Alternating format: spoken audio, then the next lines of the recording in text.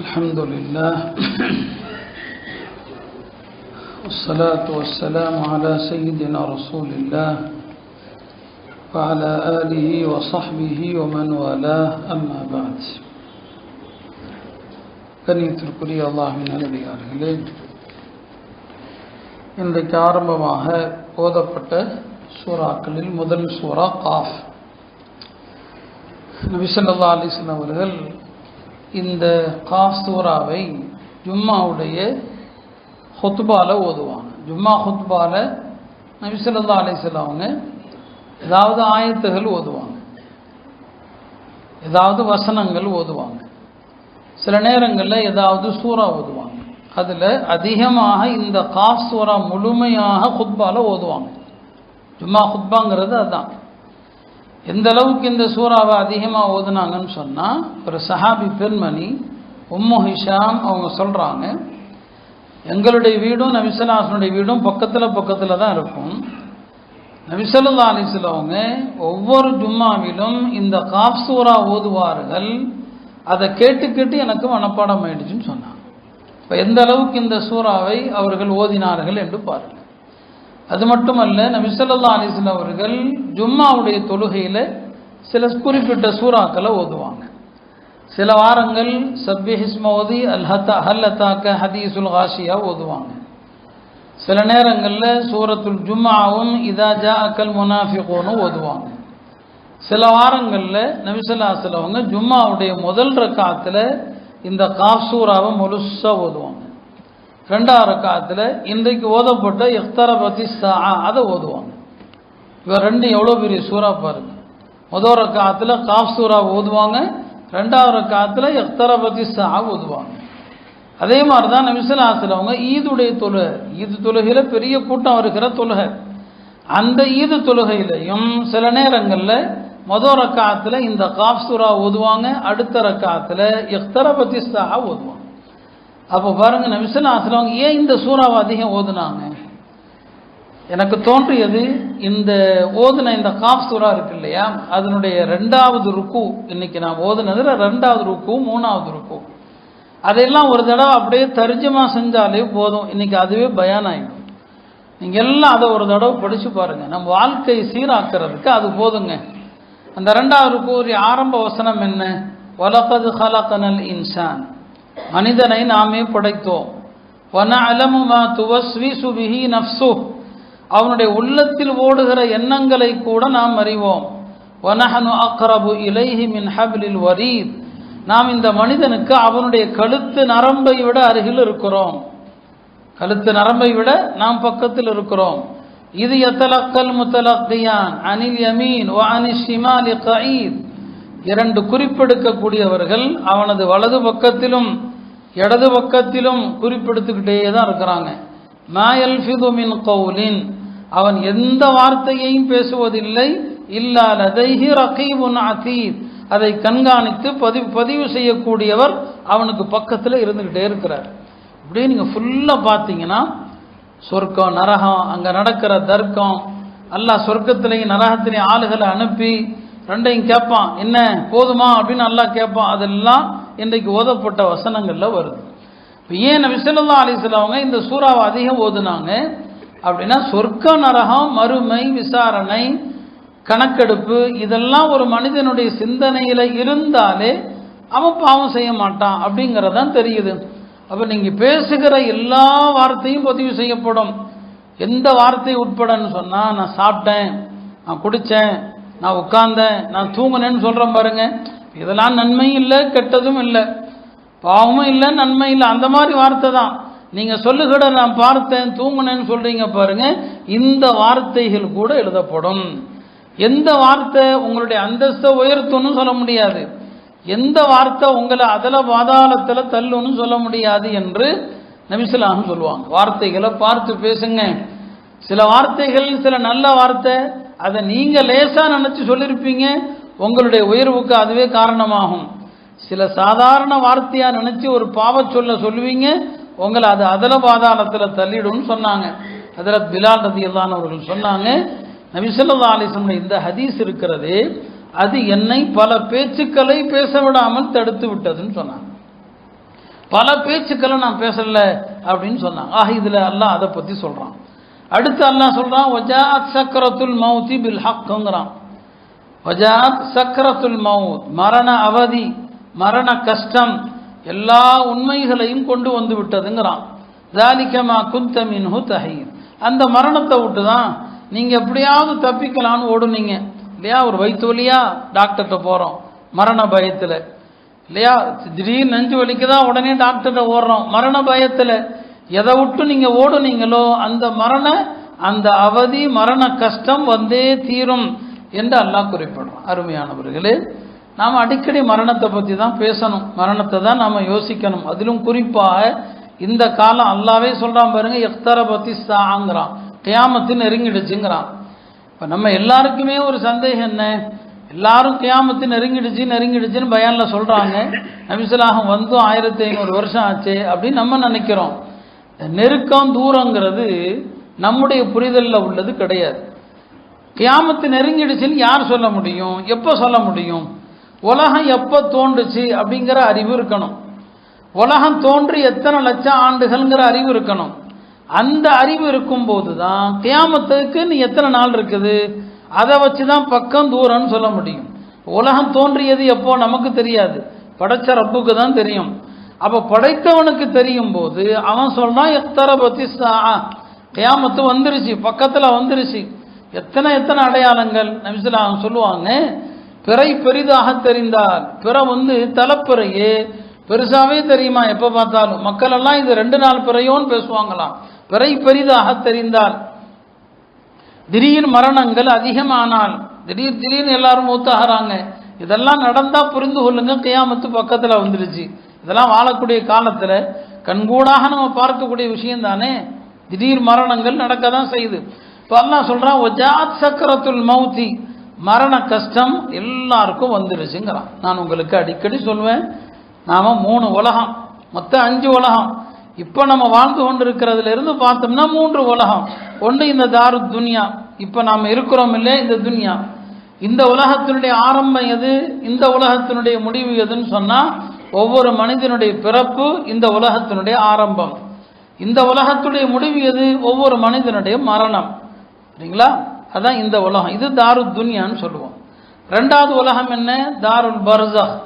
மனுஷன் மௌத்தான பிறகு, மனிதன் மரணத்திலிருந்து அது ஆரம்பிக்குது, மௌத்தான பிறகு அது ஆரம்பிக்குது. அதை கபருடைய வாழ்க்கைன்னு நீங்க சொல்லலாம். அதுக்கு குர்ஆன் சொல்கிற பேர் என்ன, பர்ஸஹ். பர்ஸஹ்னா திரை. இந்த உலகத்துக்கும் ஆகிரத்துக்கும் நடுவில் உள்ள உலகம். சூரத்துர் ரஹ்மான்ல கூட வருது இல்லையா, பைனஹுமா பர்ஸஹுன். பர்ஸஹ்னா திரைன்னு அர்த்தம். அப்போ அந்த பர்ஸஹுடைய உலகம் இருக்கு பாருங்க, அதனுடைய ஆரம்பம் எது, நீங்க மௌத்தானதிலிருந்து ஆரம்பிக்குது. அதனுடைய முடிவு எது, சூர் ஊதப்படுற வரைக்கும். அது எத்தனை யுகங்கள் அல்லாஹ் ஒருத்தன் தான் அறிவான். சரிங்களா? அதுக்கப்புறம் 3வது உலகம் தான் என்ன, தாருல் ஆஹிரா. தாருல் ஆஹிராங்கிறது என்ன, சூர் ஊதப்பட்டு எல்லாரும் மண்ணறையிலிருந்து எழுந்ததிலிருந்து, அதுக்கப்புறம் விசாரணை, அதுக்கப்புறம் சொர்க்கமோ நரகமோ போகிற பிறகு உள்ள உலகம் தான் தாருல் ஆஹிரா. 3 உலகம் இருக்குது. இந்த இடைப்பட்ட வாழ்க்கையில் நாம் என்ன செய்கிறோம், வாழ்ந்துகிட்டு இருக்கிறோம். இந்த மனித உடம்புங்கிறது இருக்கு இல்லையா, இது ஒரு பை மாதிரி. இந்த பையுக்குள்ள ரூஹுங்கிற ஆன்மா இருக்குது. ரூஹுங்கிற ஆன்மாவை இந்த பையுக்குள்ளே வச்சு ஒரு முடிச்சு போட்டு வைக்கப்பட்டிருக்கு. அந்த முடிச்சு தூங்குற நேரத்தில் லேசாக விலகுமா. அப்படி விலகும் போது அந்த ரூஹு வெளியே போயிடுது, தூங்கும்போது வெளியே போயிடுது. ரூஹு வெளியே போயிடுச்சுன்னு சொன்னால் ரூஹுக்கு காலமோ இடமோ கட்டுப்பாடே கிடையாது. அதனால தான் கனவுல ஒருத்தர் யாரை பார்க்குறாரு, இப்ராஹிம் அலைஹிஸ்ஸலாமை பார்க்குறாரு. 5000 வருஷத்துக்கு முன்னால் உள்ளவரை போய் பார்க்குறாரு. ஏன்னா ரூஹுக்கு காலம் கிடையாது, இந்த உடம்புக்கு தான் காலம், இந்த உடம்புக்கு தான் இடம் இல்லையா. தூங்குறவர் அமெரிக்காவில் இருக்கிறவரை பார்க்குறாரு, இவர் இந்தியாவில் இருக்கிறாரு, அவர் அமெரிக்காவில் இருக்கிறாரு. ஏன், அது ரூஹ், அது ரூஹ் அமெரிக்காவுக்கும் போகும், இந்த உடல் போக முடியாது. ரூஹ் என்ன செய்ய முடியும், போக முடியும்.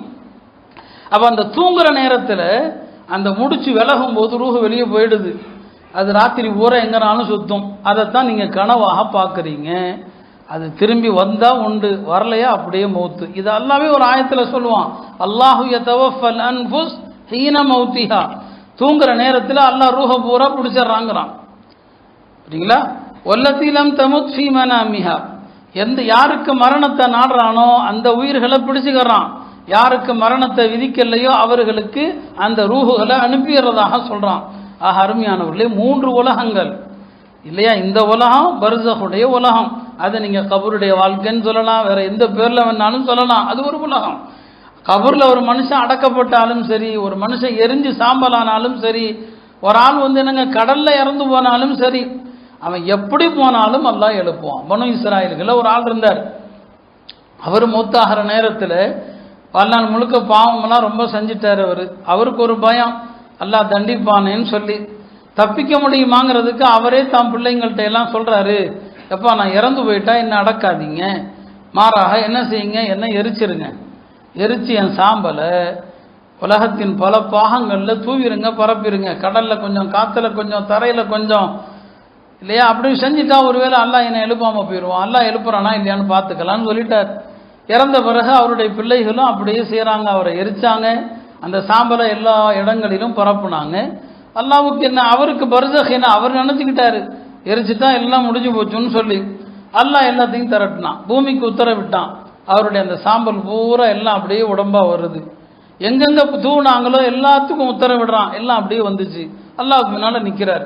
இப்போ அல்லாஹ் கேட்குறான், ஏன்பா இப்படி செஞ்சேன்னு சொல்லி. யாரெல்லாம் உண்மையில் உள்ள பயத்தில் தான் செஞ்சேன், நீ என்னை தண்டிச்சிருவியோ அப்படிங்கிற அச்சத்தில் தான் செஞ்சேன். அல்லாஹ் சொன்னா, அவ்வளோ பயம் இருக்குதா, சரி போ உன்னை மன்னிச்சுட்டேன்னு அல்லாஹ் சொல்லிட்டான். எதுக்கு சொல்ல வர்றோம்? பர்ஸக் அப்படிங்கிறது இந்த கபருடைய வாழ்க்கை தான். நம்ம அடக்கிறதுனால அதுக்கு அந்த பேர் வைக்கிறோம். அது ஒரு திரைமறைவு வாழ்க்கை. இந்த 3 உலகம் இருக்குதுங்க.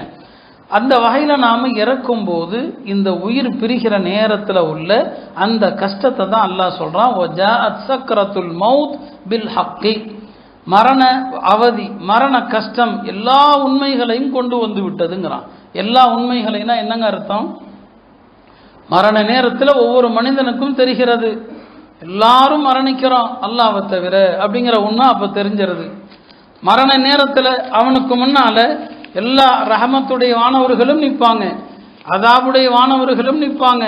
நல்லவர்கள் ரஹமத்துடைய வானவர்களை பார்க்குறாங்க, தீயவர்கள் அதாபுடைய வானவர்களை பார்க்குறாங்க. இந்த உண்மை தெரிஞ்சிருது. மரண நேரத்தில் சொர்க்க நரகம் எல்லாம் கண்முன்னால் வந்து விடுகிறது. அப்போ எல்லா மறைவான விஷயங்கள் எதையெல்லாம் இந்த உலகத்தில் உலமாக்கள் சொன்னாங்களோ, நபிமார்கள் சொன்னாங்களோ, அந்த உண்மைகள் எல்லாம் வந்துடுது. அதான் மரண கஷ்டம். அந்த நேரத்தில் ஏற்படுகிற கஷ்டங்கிறது எல்லாருக்கும் உண்டு.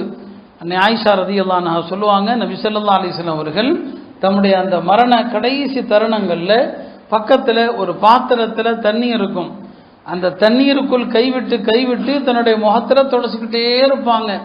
சொல்லுவாங்க, லா இலாஹ இல்லல்லாஹ் இன்னலில் மௌத்தி சக்கராத், அல்லாஹ்வை தவிர வேறு எந்த இறைவனும் இல்லை, நிச்சயமாக மௌத்துக்கு கஷ்டம் இருக்குது. சொல்றது யாருங்க? காத்தமுன் நபியின் நபி ஸல்லல்லாஹு அலைஹி வஸல்லம் சொல்றாங்க, இன்னலில் மௌத்தி சக்கராத்தின், மௌத்துக்கு கஷ்டம் இருக்குது, மௌத்துக்கு கஷ்டம் இருக்குதுன்னு சொல்றாங்க. நபி ஸல்லல்லாஹு அலைஹி வஸல்லம் அவங்களுக்கு அந்த மரண நேரத்தில் அவங்களுடைய நெற்றி உடம்பெல்லாம் வேர்த்துச்சு. அந்த கஷ்டத்தை பார்த்து ஹஜ்ரத் ஃபாத்திமா ரலியல்லாஹு அன்ஹா சொன்னாங்க, வா கர்ப அபான்னு சொன்னாங்க, என் தந்தைக்கு ஏற்பட்ட கஷ்டமே அப்படின்னு சொல்றாங்க. இல்லையா? நாம மூத்தாகிற நேரத்தில் உள்ள கஷ்டங்களை பார்க்குறோம், அதை என்னமோ தப்புன்னு நினைக்கிறோம். அல்லாஹ்வுடைய தூதருடைய கஷ்டத்தை பார்த்து ஃபாத்திமா சொல்றாங்க, என் தந்தைக்கு ஏற்பட்ட கஷ்டமேன்னு சொல்லி. நபி ஸல்லல்லாஹு அலைஹி வஸல்லம் பதில் என்ன சொல்றாங்க? உன் தந்தைக்கு இன்றைய தினத்திற்கு பிறகு இனி கஷ்டம் இல்லை, இன்றைய தினத்திற்கு பிறகு இனி கஷ்டம் இல்லை, அவ்வளோதான். இந்த கஷ்டம் நீ பார்க்குறீங்களா, இதுதான் கஷ்டம். லா கர்ப அலா அபீக பஅதல் யௌம், இந்த நாளுக்கு பிறகு உன் தந்தைக்கு எந்த கஷ்டமும் இல்லை அப்படின்னு சொல்றாங்க. பாருங்க, அல்லாஹ்வுடைய தூதருக்கு இந்த கஷ்டம்னா இதை பார்த்துட்டு தான் ஹஜ்ரத் ஆயிஷா ரலியல்லாஹு அன்ஹா சொல்லுவாங்க, பெருமானாருடைய மரண அவதியை பார்த்த பிறகு நான் அதுக்கப்புறம் யாரும் மரண நேரத்தில் கஷ்டப்படுறத ஒரு பெருசாக நான் எடுத்துக்கவே மாட்டேன். அல்லாஹ்வுடைய தூதருக்கே வந்த கஷ்டம் மற்றவங்களுக்கு வருவதில் என்ன ஆச்சரியம் இருக்குது? அந்த ரூஹு பிரிகிற நேரம் எல்லாருக்கும் கஷ்டம்தான். இப்ராஹிம் அலைஹிஸ்ஸலாம் இடத்துல ரூஹு வாங்கின பிறகு அல்லாஹ் கேட்டால் ரூஹு பிரிகிற நேரம் உங்களுக்கு எப்படி இருந்துச்சுன்னு சொல்லி. இப்ராஹிம் அலைஹிஸ்ஸலாம் சொன்னாங்க, ஒரு ஈரமான கம்பளியில் ஒரு இரும்பு கம்பி மாட்டிக்கொண்டால் அந்த இரும்பு கம்பியை அந்த சாக்கிலிருந்து இழுப்பது எப்படி கஷ்டமோ அப்படி இருந்துச்சுன்னு சொல்லி சொன்னாங்க. இப்போ அல்லாஹ் சொன்னா, நீங்களே இப்படி சொல்றீங்களே, உங்களுக்கு தான் உலகத்திலேயே ரொம்ப மென்மையாக நான் ரூஹை வாங்கினேன்னு எல்லாம் சொன்னாங்க. உங்களுக்கு தான் ரொம்ப மென்மையாக வாங்கப்பட்டுச்சு. நீங்கள் போய் இப்படி சொல்கிறீங்களே, அப்போ மற்றவங்களுக்கு எப்படி இருக்கும் யோசிச்சு பாருங்கள். மூசா அலைஹிஸ்ஸலாம் இடத்துல அல்லாஹ் கேட்டான், உங்களுடைய ரூஹு பிரிகிற நேரம் உங்களுக்கு எப்படி இருந்துச்சுன்னு சொல்லி சொன்னாங்க. உயிரோட ஒரு குருவியை ஒரு பொரிக்கிற ஒரு எண்ணெயில் சுடுகிற எண்ணெயில் போட்டால் அந்த குருவியின் நிலை எப்படியோ அப்படி எனக்கு இருந்ததுன்னு சொன்னாங்க. இதெல்லாம் யாருடைய நிலை? நபிமார்களுடைய நிலை. அந்த நபிமார்களுக்கே இவ்வளவு கஷ்டம் அப்படின்னு சொன்னால், இப்போ சராசரி மனிதர்கள் ஒஜா அசக்ரத்துல் மவுத் இந்த ஆயத்தை சஹாபாக்கள் ஓதும்போது தேம்பி தேம்பி அழுவாங்க. மரண கஷ்டங்கள் வந்தே விட்டது. அன்னை ஆயிஷா அபூபக்கர் ரலியல்லாஹு மரண தருவாயில் இருக்கும்போது அன்னை ஆயிஷா அவர்கள் ஒரு கவிதையை படித்தாங்க. அது ஒரு அறியாமை கால கவிதையை படித்தாங்க. ஹஜ்ரத் அபூபக்கர் சொன்னாங்க, மகளே இந்த நேரத்தில் இந்த கவிதையை சொல்லாதம்மா, மூத்தாகிறதுக்கு பொருத்தமான ஒரு கவிதையை சொன்னாங்க ஆயிஷா. இந்த கவிதையை சொல்லாதம்மா, அதுக்கு பதிலாக இந்த ஆயத்தை ஓது. வஜாஅத் சக்கரத்துல் மௌத்தி பில் ஹக்கி, நிச்சயமாக மரண அவதி எல்லா உண்மைகளையும் கண்முன்னால் கொண்டு வந்து விட்டது. இந்த நேரத்தில் நீ எனக்கு இந்த ஆயத்தலாமா ஓதணும் அப்படின்னு சொன்னாங்க. அப்போ மரண கஷ்டம் எவ்வளவு கடுமையானது. மரண நேரத்தில் 2 வகையான கஷ்டம் இருக்குது அருமையானவர்களே. ஒன்று உடல் ரீதியான கஷ்டம், இந்த உடம்பிலிருந்து உயிர் வெளியேறுகிற அவதி ஒன்று இருக்கும். இன்னொரு பக்கம் என்ன தெரியுமா, அது அதை விட பெரிய முசீபத்து. உங்கள் முன்னால் இப்லீஸ் வருவான். மலக்குகள் வர்றதுக்கு முன்னால் இப்லீஸ் வந்து உலகத்தில் இருக்கிற எல்லா மதத்தையும் காட்டி, இதுதான்பா மதத்துக்கு மாறிடும் பானா, இந்த மதத்துக்கு நீ மாறிடு என்று சொல்வானா. இமாம் அஹ்மது பின் ஹம்பல் மரண நேரத்தில் மரண மயக்கத்தில் இருக்கும்போது அருகில் இருக்கிறவர்கள் எல்லாம் அவங்களுக்கு லா இலாஹ இல்லல்லாஹ் சொல்கிறாங்க. இமாம் அவர்கள் சொல்கிறாங்க லா பஅது லா பஅது அப்படின்னு சொல்கிறாங்க. லா பஅதுனா இன்னும் இல்லை, இன்னும் இல்லைன்னு அர்த்தம். பக்கத்தில் இருக்கிறவங்களுக்கெல்லாம் ஒன்றுமே புரியல. கலிமா சொல்லி கொடுக்குறோம், இன்னும் இல்லை இன்னும் இல்லைங்கிறாங்களே. கொஞ்சம் தெளிவடைந்த போது கேட்டாங்க, இமாம் அவர்களே, நாங்கள் உங்களுக்கு கலிமாவை தல்கீன் செஞ்சோம், நீங்கள் இன்னும் இல்லை இன்னும் இல்லைன்னு சொன்னீங்களேன்னு சொன்னாங்க. எனக்கு முன்னால் இப்லீஸ் வந்தான். எல்லாரும் இப்லீஸையும் பார்ப்போம். இப்லீஸ் வந்தான். வந்து சொன்னால், இமாம் அஹ்மது ஃபுத்தனி, நீங்கள் என்னிடம் இருந்து தப்பித்து விட்டீர், என் சதியிலிருந்து தப்பித்து விட்டீர். ஏன்னா கடைசி வரைக்கும் நான் மனிதர்களை வழிகெடுக்கிறேன், நீங்கள் தப்பிச்சிட்டீங்களே நீ அவன் சொன்னான் என்கிட்ட. அப்போ தான் நான் சொன்னேன், இல்லைப்பா இன்னும் நான் தப்பிக்கலை, இந்த உடலை விட்டு முழுசாக உயிர் பிரிகிற வரைக்கும் உன்னுடைய ஆபத்து இருக்கத்தான் செய்கிறது என்று நான் சொன்னேன்னு சொல்லிட்டு சொன்னாங்க. இப்படி என்னை பார்த்து சொன்னான், தப்பிச்சிட்டேன்னு சொல்லிட்டு எனக்கே அவன் சொல்லித்தர்றான், இமாம் அஹ்மது அவர்களே நீங்கள் கிறிஸ்தவராக மரணிங்கள், யூதனாக மரணிங்கன்னு எனக்கே சொன்னான்னு சொன்னான். அப்போ இந்த 2 கஷ்டங்களும் இருக்கும். ஒன்று உயிர் பிரிகிற அந்த கஷ்டம், லேசாக பிரிகிறவங்களுக்கும் அது துன்பம் தான். 2வது இப்லீஸுடைய சோதனை. அதுதான் ஹதீஸில் அல்லாஹுடைய தூதர் பாதுகாப்பு தேடுவாங்க. அல்லாஹும்ம இன்னி அஊது பிக மின் ஃபித்னத்தில் மஹ்யா வல் மமாத்தி, அல்லாஹ் வாழும் கால சோதனைகளை விட்டும் என்னை பாதுகாப்பாயாக, மரண சோதனைகளை விட்டும் பாதுகாப்பாயாக. மரண சோதனைங்கிறது அந்த நேரத்தில் இப்லீஸும் வந்து நிற்பான். இப்படி உயிர் பிரிகிற நேரம் போராட்டங்க. அந்த போராட்டத்துக்கு பேர் தான் சக்கரத்துல் மவுத். வஜாஅத் சக்கரத்துல் மவுத் என்பது அதுதான். இப்படியெல்லாம் இந்த போராட்டம் இருக்கும்போது தான் நல்லவர்கள், நல்ல முஃமின்கள் இருக்கிறாங்க இல்லையா, இப்போது அவங்களுக்கும் அந்த நேரம் அச்சம்தான். ஈமானோடு மரணிக்க போகிறாங்களா, குஃபுரில் மரணிக்க போகிறாங்களா தெரியாது. பயங்கரமான நேரம் அது, சாதாரண வேலை அல்ல. ஆனால் நல்லவர்களாக வாழ்ந்தாங்க இல்லையா, அவங்கள அல்லாஹ் காப்பாற்றிடுவான். ஒரு பக்கம் இப்லீஸும் நிற்பான். இந்த நிலையில் அவருடைய ரூஹ் அப்படி தொண்டக்குழிய அடைகிற நேரத்தில் ரஹமத்துடைய வானவர்கள் வந்துடுவாங்க. வந்து அவருக்கு சுப செய்தி சொல்லுவாங்க. அதான் யுஸப்பித்துல்லாஹு அல்லதீன ஆமனு, அல்லாஹ் அவங்கள உறுதிப்படுத்திடுவான். அவங்களுக்கு சுப செய்தி சொல்லப்பட்டு அந்த ரஹமத்துடைய வானவர்கள் வந்ததும் இப்லீஸ் ஓடி போயிடுவான். அப்போ சுப செய்தியெல்லாம் சொன்ன பிறகு அதுக்கப்புறம் தான் மலக்குல் மௌத்து வருவார். அந்த ரூஹை என்ன செய்வார், கைப்பற்றுவார். அல்லாஹுடைய நல்லடியார்கள் அந்த நேரத்தில் சுப செய்தியோடு தான் என்ன செய்வாங்க, மூத்தாவாங்க. நல்லடியார்களுடைய எத்தனையோ மரணங்கள் இருக்குது.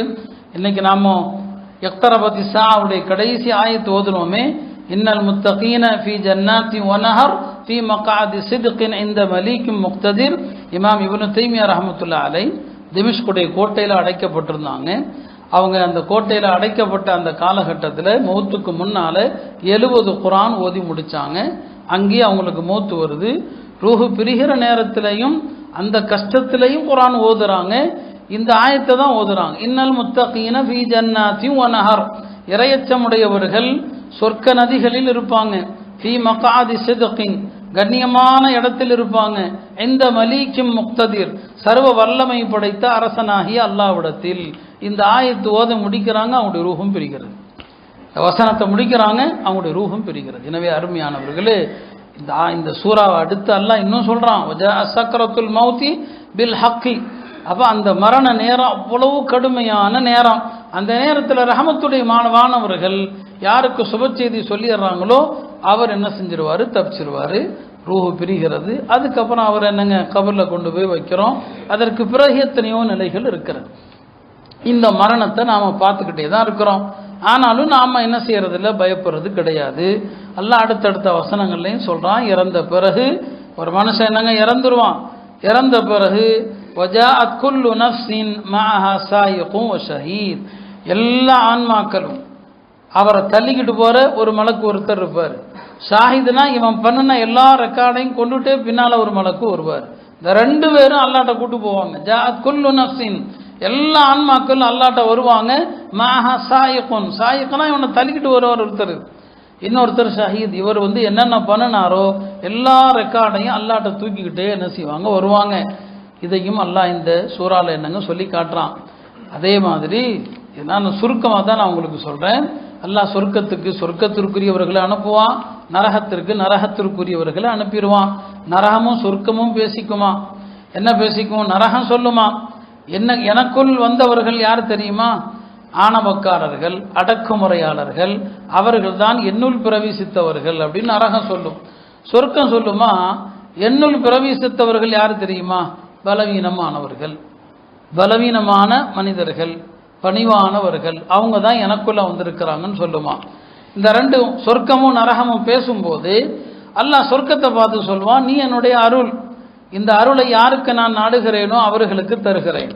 நரகத்தை பார்த்து அல்லாஹ் சொல்வான், நீ என்னுடைய வேதனை, எனக்கு மாறு செய்தவர்களை ஒன்னில் நான் பிரவேசிக்க செய்கிறேன் என்று சொல்லிவிட்டு அல்லாஹ் நரகத்தை பார்த்து கேட்பான், இவ்வளோ பேரை உள்ள தள்ளிட்டனே, உனக்கு வயிறு நிரம்பிச்சான்னு கேட்பான். ஹலிம் தலி, இன்னைக்கு ஓதுனா இதெல்லாம் குரானில் வருது, கதையில் ஹலிம் தலி, நிரம்பிடுச்சா அப்படின்னு கேட்பான்ல. நரகம் சொல்லுமா, ஹல்மீம் மஸ்ஜித், இன்னும் ஆள் இருக்கிறாங்களான்னு கேட்குமா. ஹல்மீம் மஸ்ஜித், இன்னும் ஆளுக இருக்கிறாங்களா அப்படின்னு நரகம் கேட்குமா.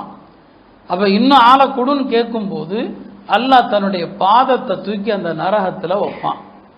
பாதம் வருது, நம்ம நம்பணும், ஈமான் வரணும். அல்லாஹ் தன்னுடைய பாதத்தை வச்சதும் சொல்லும், போதும் போதுன்றோம், போதும் போதும் அந்த நரகம் என்னங்க சொல்லும். இதையெல்லாம் அல்லாஹ் இங்கே என்னங்க குறிப்பிடுறான். அடுத்து சொர்க்கம் யாருக்கு நெருக்கமாக்கப்படும் என்பதை பற்றி எல்லாம் அல்லாஹ் சொல்லுகிறான். இந்த வசனங்களை அப்படியே ஒரு தர்ஜமா மேலோட்டமாக நீங்கள் படித்து பாருங்க, நமக்கு தெரியும். எத்தனையோ பேரை நாம் அடக்கிறோம். நபி ஸல்லல்லாஹு அலைஹி வஸல்லம் ஒரு முறை மதீனால கொஞ்சம் போயிட்டு இருந்தாங்க, குதிரையில் எங்கேயோ போயிட்டு இருந்தாங்க. திடீரென்று அந்த குதிரைகள்லாம் வளமைக்கு மாற்றமாக சீரிப்பாகிறது. இப்போ நபி ஸல்லல்லாஹு கட்டுப்படுத்த கண்ட்ரோல் பண்ண முடியாமல் கஷ்டப்படுத்தி ஒரு வகையாக கட்டுப்படுத்திட்டாங்க. பிறகு அந்த குதிரையில் விட்டு இறங்கி தோழர்கள்ட்ட கேட்டாங்க, இந்த பகுதியில் ஏதாவது கபர்கள் இருக்குதான்னு கேட்டாங்க. இப்போ தோழர்கள் சொன்னாங்க, ஆம் யா ரசூலல்லாஹ், அறியாமை காலத்தில் இறந்து போன காஃபிர்களுடைய கபர் இருக்குது. அப்படியா? அந்த கபரில் வேதனை நடக்குது, அந்த கபரில் மண்ணறையில் பயங்கரமான வேதனை நடக்குது. அந்த வேதனையை மனிதர்கள் ஜின்னுகளை தவிர எல்லாரும் உணர்றாங்க. என்னுடைய குதிரை அந்த வேதனைக்கு பயந்து தான் தாறுமாறாக ஓடுச்சு. அந்த கபரில் நடக்கிற வேதனையை நான் பார்த்த மாதிரி உங்களுக்கும் காட்ட முடியும். நான் உங்களுக்கு காட்டுனேன்னு சொன்னால் நீங்கள் இறக்கிற எந்த மனுஷனையும் குழியில் போட்டு புதைக்க மாட்டீங்கன்னு சொன்னான். லவ்லா அன் ததாஃபனு, நீங்கள் இறக்கிற மனிதர்களை அடக்கம் செய்யாமல் விட்டு விடுவீர்களோ அப்படிங்கிற அந்த பயம் மாத்திரம் இல்லை என்று சொன்னால் இந்த அதாவுடைய சத்தத்தை உங்களுக்கும் நான் கேட்க செய்திருப்பேன்னு சொன்னான். அருமையானவர்களே, அந்த வாழ்க்கையை நாம் என்னைக்காவது நினைச்சோமா? அடக்கிடுறோம். நான் அடிக்கடி உங்களுக்கு சொல்வது தான், ஹதீஸ்ல வருது, ஒரு மனுஷனை கபரில் அடக்கிட்டு வந்துடக்கூடாது, நின்று ரொம்ப நேரம் துவா செய்யணும். எவ்வளவு நேரம் துவா செய்யணும் தெரியுமா? அம்ர் இப்னுல் ஆஸ்ங்கிற ஒரு சஹாபி, முஸ்லீம்ல வருது, அவர் மௌத்தாகிற நேரத்தில் மகனை கூப்பிட்டு சொல்றார், ஒரு நீண்ட ஹதீஸ் அது, எப்பா நான் இறந்த பிறகு என்னை அறக்கிட்டு உடனே வந்துடாதீங்க, என் கபருக்கு பக்கத்தில் நில்லுங்க, எவ்வளோ நேரம் நிற்கணும்? ஒரு ஒட்டகத்தை அறுத்து அந்த ஒட்டகக்கறியை சமைச்சு அதை பிரித்து கொடுக்கறதுக்கு எவ்வளவு நேரம் ஆகுமோ அவ்வளவு நேரம் என் கபூரில் நில்லுங்கிறார். ஒட்டகத்தை அறுக்கிறதா உள்ளதுலேயே கஷ்டம். ஆட்டை அறுக்கிறத விட, மாட்டை அறுக்கிறத விட ஒட்டகத்தை அறுக்கிறது கஷ்டம். ஒட்டகத்தை அறுத்து அதனுடைய தோலை உரிக்கிறதுக்கு நேரம் ஆகும். தோலை உரித்து அந்த கறியெல்லாம் வெட்டி அதுக்கப்புறம் சமைச்சு அதை எல்லாத்துக்கும் கொடுக்க எவ்வளோ நேரம் ஆகும்? யோசிச்சு பாருங்க. அவ்வளவு நேரம் என் கபூரில் நின்று எனக்காக பாவ மன்னிப்பு தேடுங்கள்னு சொன்னாங்க. நபி ஸல்லல்லாஹு அலைஹி வஸல்லம் எந்த மையத்தையும் அடக்கிட்டு உடனே திரும்பியதாக ஹதீஸே கிடையாதுங்க. கபூரில் நிற்பாங்க, ரொம்ப நேரம் நிற்பாங்க, நின்று துவா செய்வாங்க. இது நம்ம செய்கிறதே கிடையாது இல்லையா? இவர் என்னென்னமோ சம்பிரதாயங்களை செய்கிறோமே தவிர அந்த இறந்த மனிதன் உங்களுடைய பரிந்துரைக்கும் உங்களுடைய துவாவிற்கும் ரொம்ப ரொம்ப ரொம்ப ரொம்ப தேவையுள்ளவர். நீங்கள் அங்கே நின்று சொல்லணும், யா அல்லாஹ் நாங்கள் இவருக்கு பரிந்துரை செய்ய வந்திருக்கிறோம். ஹதீஸில் வந்திருக்கிற வாசம், இவருக்கு நாங்கள் பரிந்துரையாளர்களாக வந்திருக்கிறோம். யா அல்லாஹ் இவரை மன்னிச்சிரு, யா அல்லாஹ் இவரை மன்னிச்சிரு. நீங்கள் அரபியில் தான் கேட்கணுங்கிறது இல்லை, தமிழில் கேட்டுக்கிட்டே இருங்க. அல்லாஹ் மன்னிச்சிரு, அல்லாஹ் மன்னிச்சிரு. நிற்கிற எல்லாரும் தனித்தனியாக கேளுங்க. அந்த மனுஷனுக்கு மன்னிப்பு கிடைத்து விட்டால் அவருக்கு நிரந்தர நிம்மதி. அப்போ இந்த மன்னரை வாழ்க்கையை நம்ம யோசிக்கிறதே இல்லை. அல்லாஹ் இந்த சூறாவுடைய இந்த வார்த்தைகள் எல்லாவற்றிலும் அதைத்தான் நமக்கு கடைசி வரைக்கும் அதைத்தான் நமக்கு நினைவூட்டுகிறான். எனவே அருமையானவர்களே, உலகம் திடீர் மரணங்கள், எங்கு பார்த்தாலும் மரணங்கள் தானே. அதைத்தானே நம்ம இன்னைக்கு பார்த்துட்டு இருக்கிறோம். கொத்து கொத்தா ஈரானில் சாகுறாங்க இல்லையா? ஈரானில் எவ்வளோ பேர் குண்டு வெடிப்பில் பல்லாயிரக்கணக்கானவர் இறந்து விட்டதாக சொல்லப்படுது. இன்னும் இந்த போர் நீடிச்சா என்ன ஆகும் நமக்கு தெரியல. அதனால் என்னென்ன தட்டுப்பாடுகள் வருது பார்க்குறீங்க. எல்லா பொருள்களுடைய தட்டுப்பாடும் வருது. அப்போ உலக அழிவுங்கிறது நெருங்கி கொண்டு தான் இருக்குது. இஃப்தரபத்தி ஸாஅ, உலக அழிவு நெருங்கிடுச்சுன்னு அல்லாஹ் சொல்கிறான். எனவே இனியும் துனியாங்கிற அந்த வாழ்க்கையில் இருக்க வேண்டாம். ரமலான் முடியக்கூடிய நேரம் வந்துருச்சு. அல்லாஹ்விடத்தில் தௌபா இஸ்திக்ஃபார் செய்து நம்முடைய ஆகிரத்துடைய வாழ்க்கையை செம்மைப்படுத்துவதற்கு முயற்சிப்போமாக. அல்லாஹ் நம் எல்லோருக்கும் நல்ல மரணத்தை தருவானாக. மரண நேரத்தில் ஷைத்தான் ஏற்படுத்துகிற எல்லா குழப்பங்களை விட்டும் அல்லாஹ் நம்மை பாதுகாப்பானாக. வ ஆகிரு தஅவானா அல்ஹம்துலில்லாஹி ரப்பில் ஆலமீன்.